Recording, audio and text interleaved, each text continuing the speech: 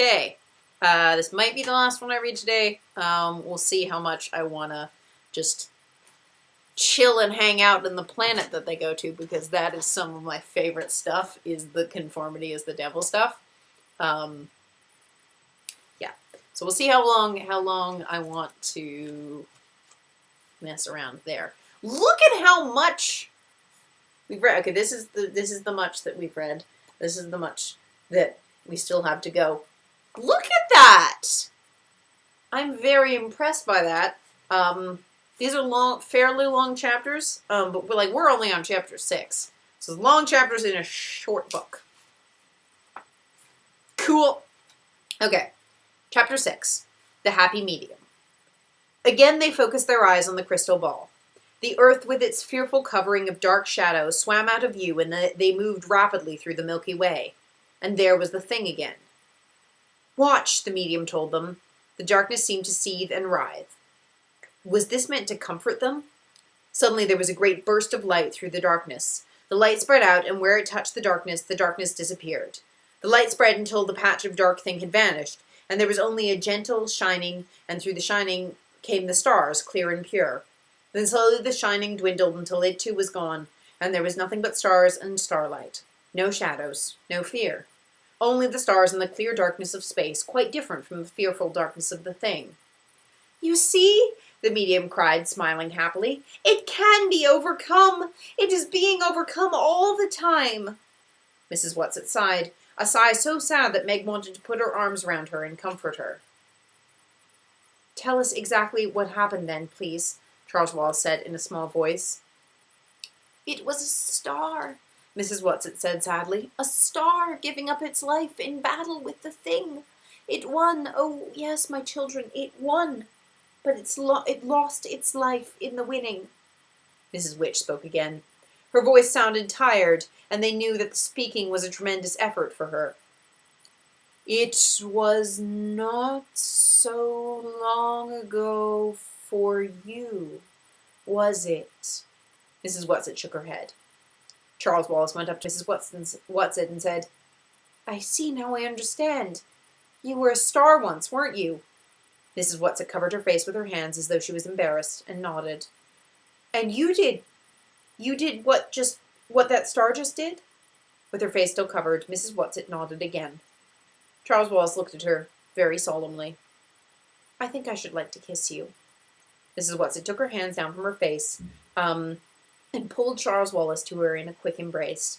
He put his arms about her neck, pressed his cheek against hers, and then kissed her. Meg felt that she would have liked to kiss Mrs. Whatsit too, but that after Charles Wallace, anything that she or Calvin did or said would be anticlimax. She contented herself with looking at Mrs. Whatsit, even though she was used to Mrs. Whatsit's odd get-up, and the very oddness of it was what made her seem so comforting. She realized with a fresh shock that it was not Mrs. Whatsit herself that she was seeing at all. The true Mrs. Whatsit, Meg realized, was beyond human understanding. What she saw was only the game Mrs. Whatsit was playing. It was an amusing and charming game, but a game full of both laughter and comfort, but it was only the tiniest facet of all the things that Mrs. Whatsit could be. I didn't mean to tell you, Mrs. Whatsit faltered. I didn't mean ever to let you know, but, oh, my dears, I did so love being a star. You are still very young, Mrs. Witch said, her voice faintly chiding. The medium sat looking happily at the star-filled sky and her ball, smiling and nodding and chuckling gently. But Meg noticed that her eyes were drooping, and suddenly her head fell forward, and she gave a faint snore. Poor thing, Mrs. Whatsit said. We've worn her out. It's very hard work for her. Please, Mrs. Whatsit, Meg asked, what happens now? Why are we here? What do we do next? Where is Father? When are we going to him? She clasped her hands pleadingly. One thing at a time, love, Mrs. Whatsit said. Mrs. Who cut in. Asperedes tem ouvidos. That's Portuguese. Walls have ears.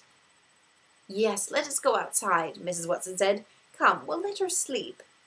But as they turned to go, the medium jerked her head up and smiled at them radiantly. You weren't going to go without saying goodbye to me, were you? She asked. We thought we'd just let you sleep, dear. Mrs. Whatsit patted the medium's shoulder. We worked you terribly hard, and we know you must be very tired. But I was going to give you some ambrosia, or nectar, or at least some tea. At this, Meg realized that she was hungry. How much time had passed since they'd had their bowls of stew, she wondered. But Mrs. Whatsit said, "Oh, thank you, dear, but I think we'd better be going." "They don't need to eat, you know," Charles Wallace whispered to Meg. "At least not food the way we do. Eating's just a game with them. As soon as we get organized again, I'd better remind them that they'll have to feed us sooner or later." The medium smiled and nodded. "It does seem as though I should be able to do something nice for you, after having to show those poor children such horrible things. Would they like to see their mother before they go?" "Could we see Father?" Meg asked eagerly. "No," said Mrs. Witch said. "We are going to your father, Meg. Do not be impatient." "But she could see her mother, couldn't she?" the medium wheedled. "Oh, why not?" Oh, sorry, that's not Mrs. Witch. Oops. "Oh, why not?" Mrs. Whatsit put in. "It won't take long, and it can't do any harm." "And Calvin, too?" Meg asked. "Could he see his mother, too?" Calvin touched Meg in a quick gesture, and whether it was of thanks or apprehension, she was not sure. "I think it is a mistake," Mrs. Witch was disapproving. "But since you have mentioned it, I suppose you must go ahead." "I hate it when she gets cross," Mrs. Whatsit said, glancing over at Mrs. Witch. "And the trouble is she always seems to be right. But I really don't see how it could hurt, and it might make you feel better. Come on, medium dear." The medium, smiling and humming softly, turned the crystal ball a little between her hands. Stars, comets, planets flashed across the sky, and then the earth came into view again, the darkened earth, closer, closer, till it filled the globe, and they'd somehow gone through the darkness until the soft white of clouds and the gentle outline of continents shone clearly. "Calvin's mother first," Meg whispered to them. "Oh, I don't like this part. I don't like anything that has to do with Calvin and his mother. It upsets me. And I mean, okay, yeah, it's supposed to upset you.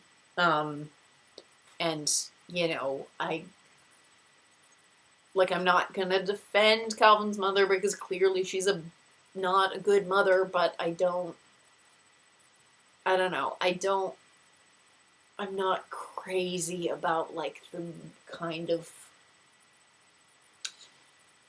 the weird balance that, like, and I don't think it's, I mean, I don't know. I don't think Madeleine L'Engle, you know, is saying that, like, Calvin's mother, you know, that, like, not washing or cleaning yourself or whatever, or not, you know, wearing makeup or looking presentable to people is, like, that's not why she's a bad mother, and I don't think she is saying that. I just... Okay. Parts with Calvin's mother upset me. The globe became hazy, cloudy, then shadows began to solidify, to clarify, and they were looking into an untidy kitchen with a sink full of unwashed dishes. In front of the sinks stood an unkempt woman with gray hair stringing about her face.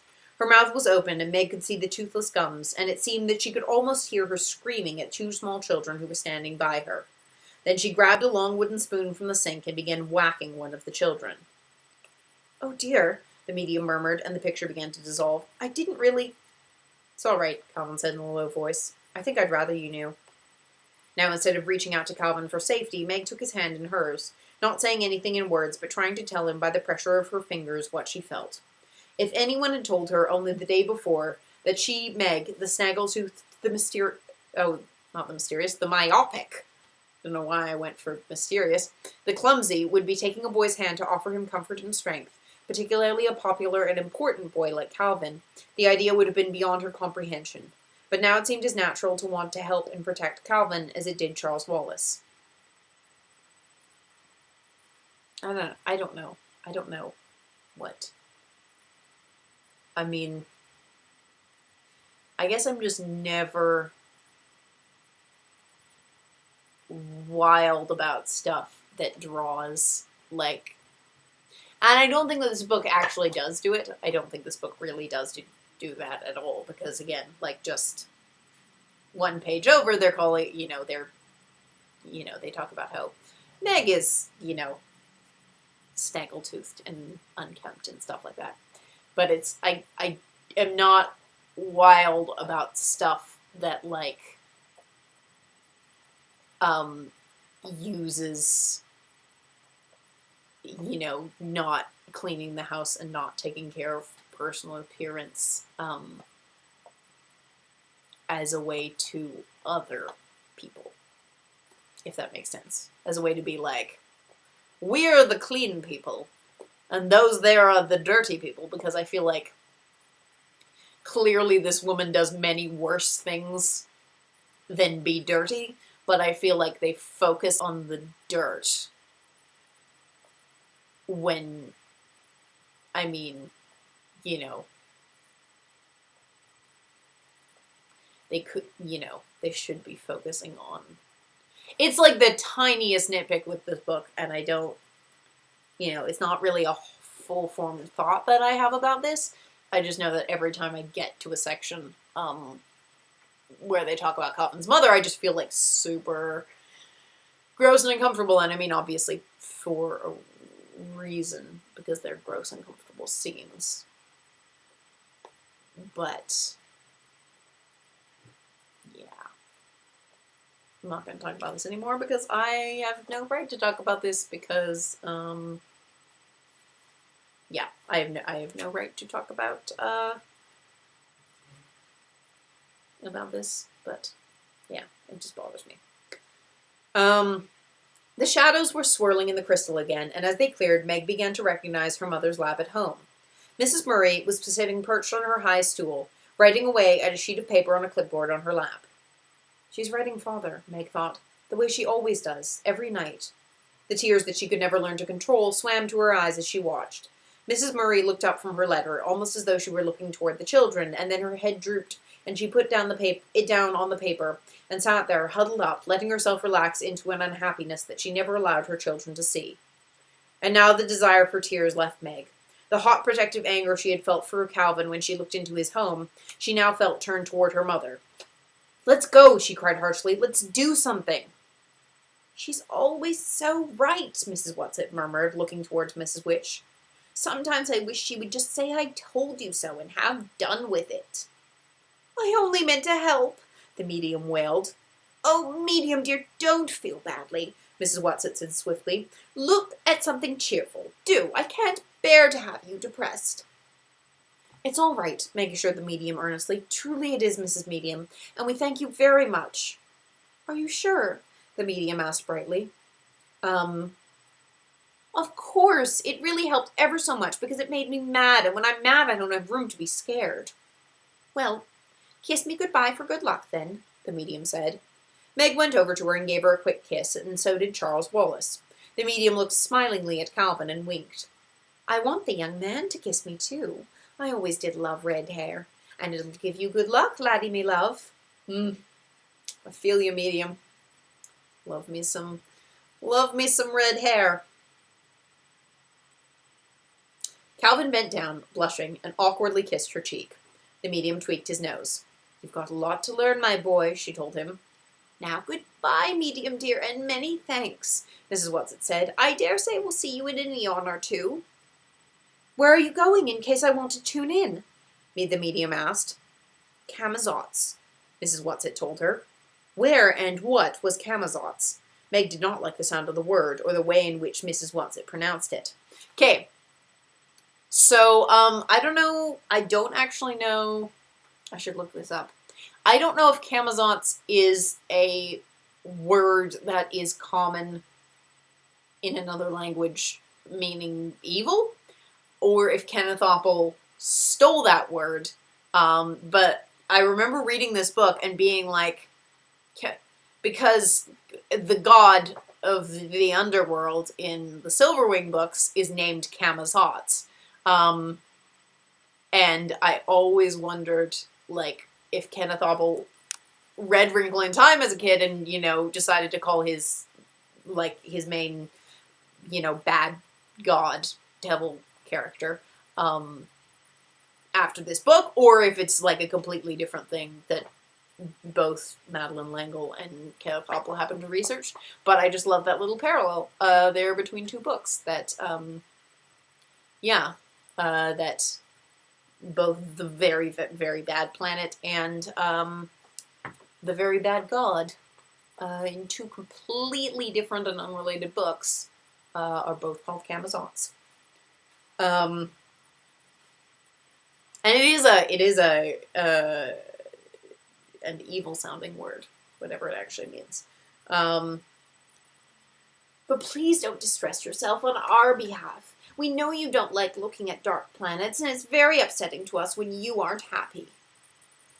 But I must know what happens to the children, the medium said. It's my worst trouble, getting fond. If I didn't get fond, I could be happy all the time. Oh, well, ho-hum. I managed to keep pretty jolly, and a little snooze will do wonders for me right now. Goodbye, everybody. And her word got lost in the general of a snore. Come, Mrs. Witch ordered, and they followed her out of the darkness of the cave to the impersonal grayness of the medium's planet. Now, children, you must not be frightened at what is going to happen, Mrs. Witch warned. Stay angry, little Meg, Mrs. Watson whispered. You will need all your anger now. Without warning, Meg was swept into nothingness again. This time the nothingness was interrupted by a feeling of clammy coldness such as she had never felt before.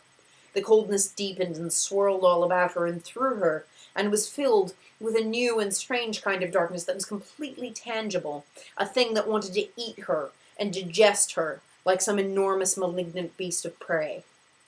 Then the darkness was gone. Had it been the shadow, the black thing? Had they had to travel through it to get to her father? There was the by-now familiar tingling in her hands and feet and the push-through hardness, and she was on her feet, breathless but unharmed, standing beside Calvin and Charles Wallace. Is this Camazotz? Charles Wallace asked as Mrs. Watson materialized in front of him. Yes, she answered. Now let us just stand and get our breath and look around. They were standing on a hill, and as Meg looked about, she felt that it could easily be a hill on earth. There were the familiar trees she knew so well at home, birches, pines, maples. And though it was warmer than it had been when they so precipitously left the apple orchard, there was a faintly autumnal touch to the air. Near them were several small trees with reddened leaves, very like sumac, and a big patch of goldenrod-like flowers. As she looked down the hill, she could see the smokestacks of a town, and it might have been one of any number of familiar towns. There seemed to be nothing strange or different or frightening in the landscape. But Mrs. Watson came to her and put an arm around her comfortingly. I can't stay with you, you know, love, she said. You 3 children will be on your own. We will be near you. We will be watching you. But we will not be able to see us or ask us for help, and we will not be able to come to you. But is father here? Meg asked tremblingly. Yes. But where? When will we see him? She was poised for running, as though she were going to sprint off immediately to wherever her father was. That I cannot tell you. You will just have to wait until the propitious moment. I don't know what that means. Charles Wallace looked steadily at Mrs. Watson. Are you afraid for us? A little. But if you weren't afraid to do what you did when you were a star, why should you be afraid for us now? But I was afraid, Mrs. Watson said gently. She looked steadily at each of the 3 children in turn. You will need help, she told them, but all I am allowed to give you is a little talisman. Calvin, your greatest gift is your ability to communicate with all kinds of people. So for you, I will strengthen this gift. Meg, I give you your faults. My faults, Meg cried. Your faults. But I'm always trying to get rid of my faults. Yes, Mrs. Watson said. However, I think you'll find they come in very handy on Camazotz. Charles Wallace, to you I can give only the resilience of your childhood. From somewhere, Mrs. Hugh's glasses glimmered, and they heard her voice. Calvin, she said, a hint. For you a hint. Listen well. For that he was a spirit too delicate to act their earthly and abhorred commands, refusing their grand hests, they did confine him by help of their most potent ministers, and in their most unmitigatable rage into a cloven pine, within which rift imprisoned he did painfully remain. Shakespeare, The Tempest. Except that in that actual quote, it's for that you were a spirit too delicate to act their earthly and abhorred commands, refusing their grand hests, they did confine you by help of their most potent ministers into a most immitigable rage, into a cloven pine which in which rift imprisoned you did painfully remain, because it's Prospero talking to Ariel. It's either you or thou. Sometimes it's thou, sometimes it's you. But, yeah. Quoted it wrong. I know why they quoted it. It'll become apparent why it's he instead of you, and it serves the book, and it's better that they changed it. I'm just being a nitpicking jerk. Where are you, Mrs. Who? Charles Wallace asked. Where is Mrs. Witch? We cannot come to you now. Mrs. Who's voice blew to them like the wind. Allwissend bin ich nicht, doch viel ist mir bewisst. Goethe, I do not know everything, still many things I understand. That is for you, Charles. Remember that you do not know everything. Then the voice was directed to Meg. To you I leave my glasses, little blind as a bat, but do not use them except as a last resort. Save them for the final moment of peril. As she spoke, there was another shimmer of spectacles, and then it was gone, and the voice faded out with it. The spectacles were in Meg's hand. She put them carefully into the breast pocket of her blazer, and the knowledge that they were there somehow made her a little less afraid. To all three of you I give my command, Mrs. Witch said. Go down into the town. Go together. Do not let them separate you. Be strong. There was a flicker and then it vanished. Meg shivered. Mrs. Watson must have seen the shiver, for she patted Meg on the shoulder. Then she turned to Calvin. Take care of Meg. I can take care of Meg, Charles Wallace said rather sharply. I always have. Mrs. Watson looked at Charles Wallace, and the creaky voice seemed somehow both to soften and to deepen at the same time. Charles Wallace, the danger here is greatest for you. Why? Because of what you are. Just exactly because of what you are, you will be by far the most vulnerable. You must stay with Megan Calvin. You must not go off on your own. Beware of pride and arrogance, Charles, for they may betray you. At the tone of Mrs. Watson's voice, both warning and frightening, Meg shivered again. And Charles Wallace butted up against Mrs. Watson in the way he often did with his mother, whispering, Now I think I know what you meant about being afraid. Only a fool is not afraid, Mrs. Watson told him. Now go. And where she had been, there were only sky and grasses and a small rock. Come on, Meg said impatiently. Come on, let's go.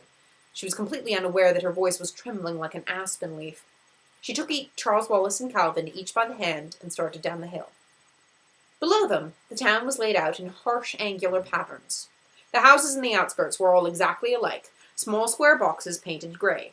Each had a small, rectangular plot of lawn in front, with a straight line and dull-looking flowers edging the path to the door. Meg had a feeling that if she could count the flowers, there would be exactly the same number for each house. In front of all the houses, children were playing. Some were skipping rope, some were bouncing balls. Meg felt vaguely that something was wrong with their play. It seemed exactly like children playing around any housing development at home, and yet there was something different about it.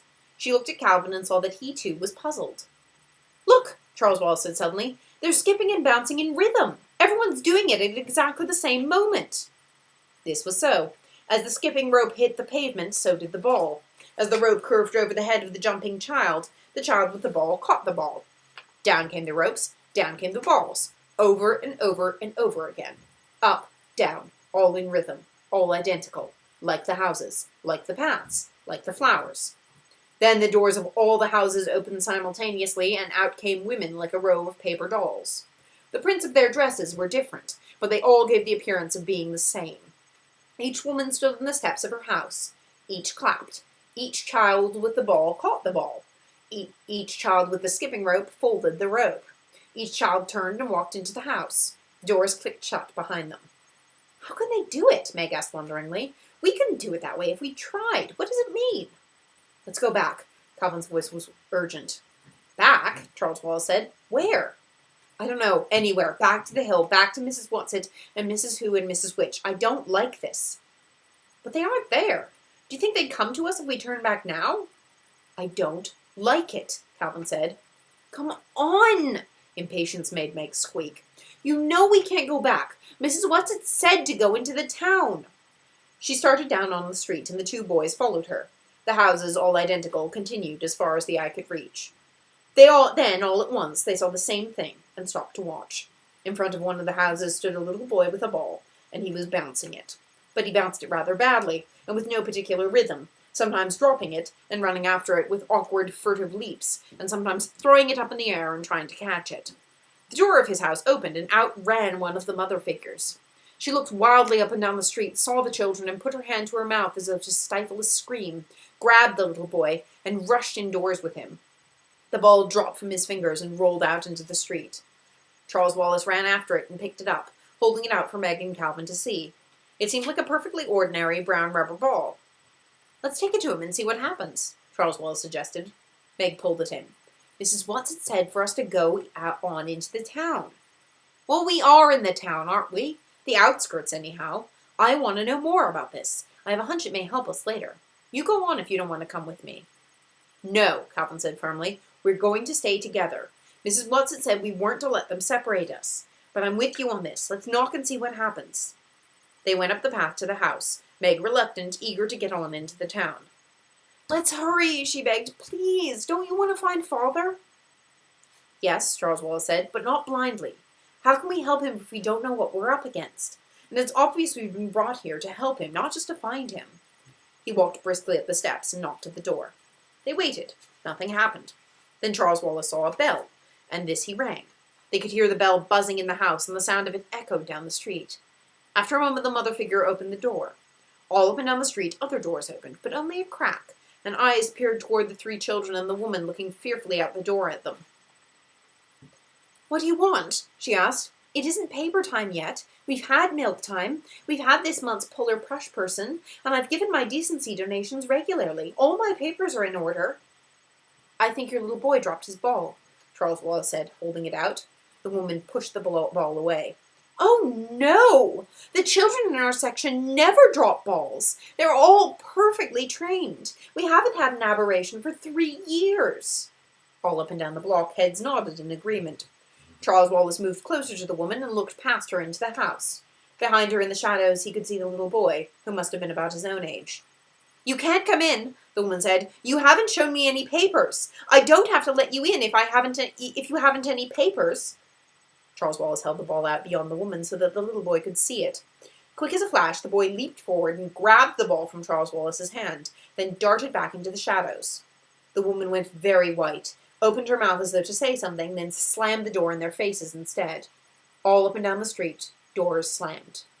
What are they afraid of? Charles Wallace asked. What's the matter with them? Don't you know? Meg asked him.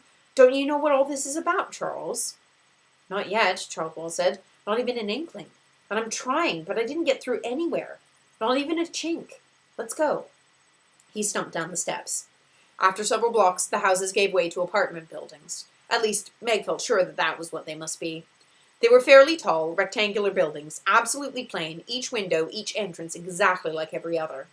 Then, coming down toward them down the street, was a boy about Calvin's age, riding a machine that was something like a combination of a bicycle and a motorcycle. It had the slimness and lightness of a bicycle, and yet as the foot pedals turned, they seemed to generate an unseen source of power, so that the boy could pedal very slowly and yet move along the street quite swiftly. As he reached each entrance, he thrust one hand into a bag he wore slung over his shoulder, pulled out a roll of papers, and tossed it into the entrance. It might have been Dennis or Sandy or any one of the hundreds of boys with a newspaper route in any one of the hundreds of towns back home. And yet as the children As with the children playing ball and jumping rope, there was something wrong about it. The rhythm of the gesture never varied. The paper flew in identically the same arc at each doorway, landing in identically the same spot.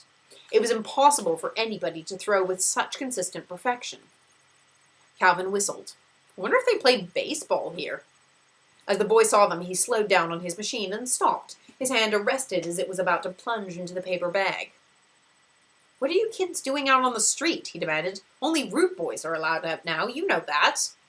No, we don't know it, Charles Wallace said. We're strangers here. How about telling us something about this place? You mean you've had your entrance papers processed and everything? The boy asked. You must have if you're here, he answered himself. And what are you doing here if you don't know about us? You tell me, Charles Wallace said. Are you examiners? The boy asked a little anxiously. Everybody knows our city has the best central intelligence center on the planet. Our production levels are the highest. Our factories never close. Our machines never stop rolling. Added to this, we have 5 poets, 1 musician, 3 artists, and 6 sculptors, all perfectly channeled. Conformity. Conformity is the devil. Conformity of art. Conformity of art. Okay, I'm going to keep going. What are you quoting from? Charles Wallace asked. The manual, of course, the boy said. We're the most oriented city on the planet. There's been no trouble for any kind for centuries. All Camazotz knows our record. That's why we're the capital city of Camazotz. That is why central intelligence is located here.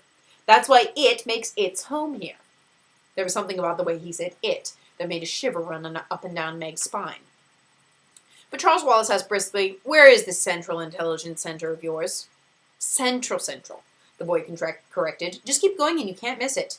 You are strangers, aren't you? What are you doing here? Are you supposed to ask questions? Charles Wallace demanded severely. The boy went white, just as the woman had. I humbly beg your pardon. I must continue my route now, or I will have to talk my timing into the explainer. And he shot off down the street on his machine. Charles Wallace stared after him. What is it? He asked Megan. And Megan Charles? I guess it must mean Megan Calvin. He asked Megan Calvin. There was something funny about the way he talked, as though he wasn't really doing the talking. Do you know what I mean? Calvin nodded. Funny is right. Funny peculiar. Not only the way he talked either. The whole thing smells. Come on, Meg pulled at them. How many times was it that she'd urged them on?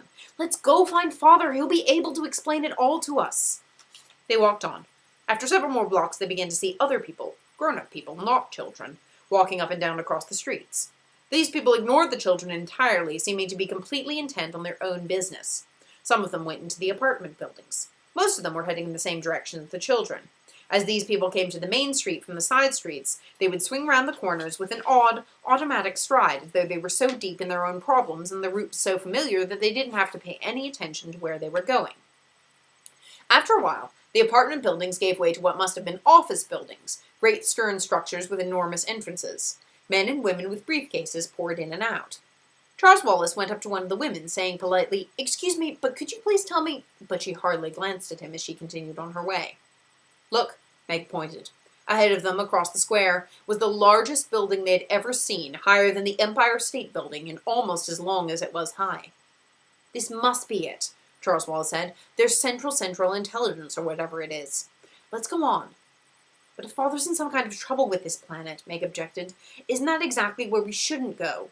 Well, how do you propose finding him? Charles Wallace demanded. I certainly wouldn't ask there.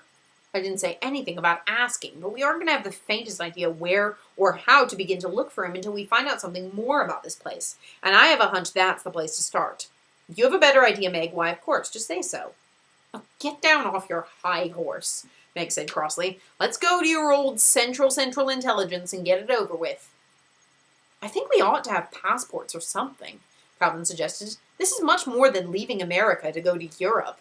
And that boy and that woman both seem to care so much about having things in proper order. We certainly haven't got any papers in proper order. If we needed passports or papers, Mrs. Watson would have told us so, Charles Wallace said. Calvin put his hands on his hips and looked down at Charles Wallace. Now, look here, old sport. I love those 3 old girls just as much as you do, but I'm not sure they know everything. They know a lot more than we do. Granted. But you know Mrs. Watson talked about having been a star. I wouldn't think that being a star would give her much practice in knowing about people. When she tried to be a person, she came pretty close to goofing it up. There was never anybody on land or sea like Mrs. Watson, the way she got herself up. She was just having fun, Charles Wallace said. If she wanted to look like you or Meg, I'm sure she could have. Calvin shook his head. I'm not so sure. And these people seem to be people, if you know what I mean. They aren't like us. I grant you that there's something very offbeat about them. But they're lots more like ordinary people than the ones on Uriel. Do you suppose they're robots? Meg suggested. Charles Wallace shook his head. No, that boy who dropped the ball wasn't any robot. And I don't think the rest of them are either. Let me listen for a minute. They stood very still, side by side, in the shadow of one of the big office buildings. 6 large doors kept swinging open, shut, as people went in and out, looking straight ahead, paying no attention to the children whatsoever. Charles wore his listening, probing look. They're not robots, he said suddenly indefinitely. I'm not sure what they are, but they are not robots. I can feel minds there. I can't get at them at all, but I can feel them, sort of pulsing. Let me try a minute more. The 3 of them stood there very quietly. The doors kept opening and shutting, and the stiff people hurried in and out, walking jerkily like figures in an old silent movie. Then abruptly, the stream of movement thinned. Then there were only a few people, and these moved more rapidly, as if the film had been speeded up. One white-faced man in a dark suit looked directly at the children and said, "Oh dear, I shall be late," and flickered into the building. He's like the White Rabbit, Meg giggled nervously. I'm scared, Charles said. I can't reach them at all. I'm completely shut out. We have to find Father, Meg started again. Meg, Charles Wallace's eyes were wide and frightened. I'm not sure I'll even know Father. It's been so long, and I was only a baby. Meg's reassurance came quickly. You'll know him. Of course you'll know him. The way you'd know me, without looking, because I'm always there for you. You can always reach in. Yes. Charles punched one small fist into an open palm with a gesture of great decision. Let's go to Central Intelligence. Calvin reached out and caught both Charles and Meg by the arm. Remember when we met? You asked me why I was there. And I told you it was because I had a compulsion, a feeling. I just had to come to that particular place at that particular moment. Yes, sure. I've got another feeling. Not the same kind, a different one. A feeling that if we go into that building, we're going into terrible danger. Yay!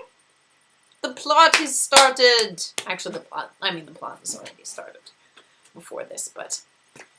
Central Intelligence. I'm excited. For and also not excited because it's quite, all the stuff that happens now is quite unpleasant, but like, in a good way. Okay, this might be the last chapter I record today. We'll see. It might not. We'll see.